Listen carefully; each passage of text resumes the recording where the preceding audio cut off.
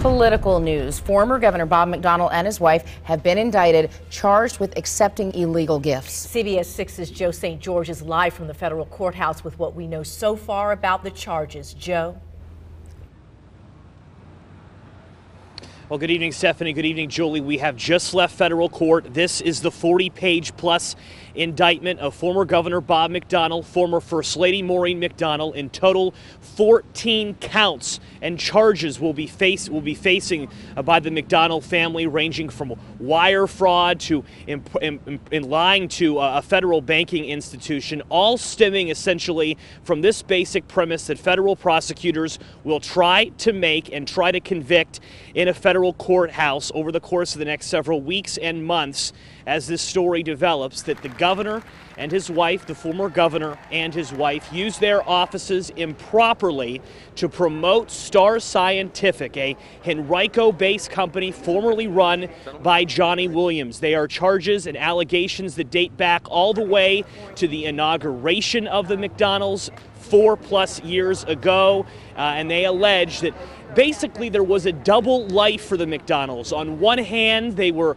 living this life of relative contentment, but privately, according to this indictment, they had severe financial troubles. We are joined here live on what is a very snowy day in Richmond by our chief legal analyst, Todd Stone. Todd, you've read through this indictment as fast as you could. What are some takeaways? Well, you know, there's multiple felony counts, and so anytime there's a felony count, it's obviously a very serious allegation, but it is just that, it's an allegation. So this is the beginning of the criminal process. The grand jury just has to decide that there's probable cause to charge someone. Eventually they have to prove it beyond a reasonable doubt.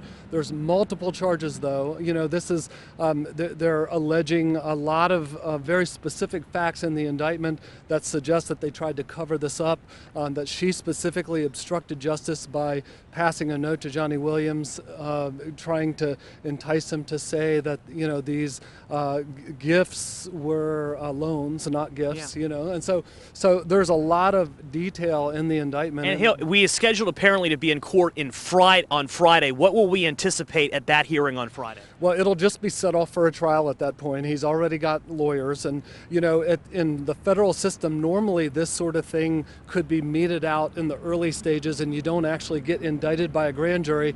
They might actually plead guilty to a single count. The fact that the grand jury indicted him tells me that he believes he didn't do anything criminal and that he may very well go to trial. It could be an interesting trial. Legal analyst Todd Stone, thanks for joining us outside the federal courthouse. As you might suspect, this is getting reaction from across the political spectrums. We have some statements for you that we do want to share with you. First, from the Virginia House Republican leadership, saying, quote, "We know that he has always strived to serve with the utmost conviction and integrity. Admittedly, he has made mistakes in judgment. He has apologized for those actions, and which we all know Virginians deeply appreciate."